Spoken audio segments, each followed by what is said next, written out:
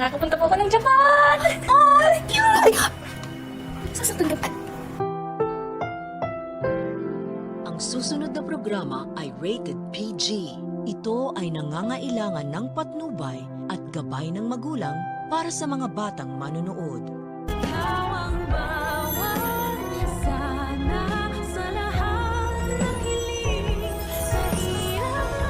Madali nating mapapabagsak ang Eagles.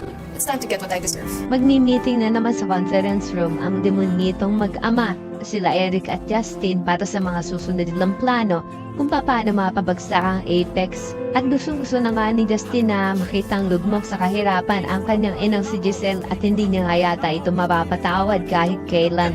Kahit nga pinadala ng langit itong batang si Andoy para konsensyahin siya. Sa kabilang banda, dahil nga sa sobrang galing nitong si Annalyn ay maipapasan niya ang pagsubok na binigay sa kanya ni Carlos. At sa pagkikita nga nila Carlos at Michael ay mapag-uusapan nila kung gaano kagaling na doktor itong si Annalyn. Na aminado din si Doc Benitez sa kanyang sarili na kahit ano pa yatang pagsubok ang ipagawa niya kay Annalyn ay mapagtatagumpayan nito dahil sa sobrang galing nga nito.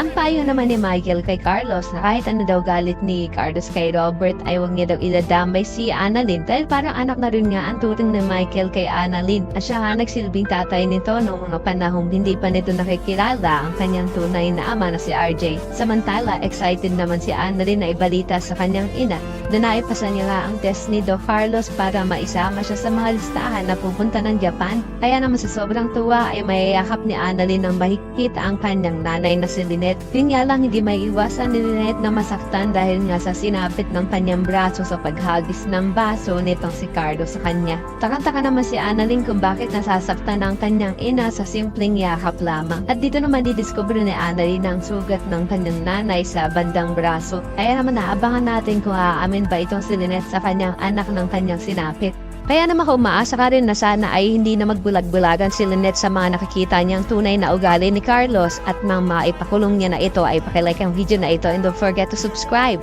Thanks for watching and see you next time. Bye-bye!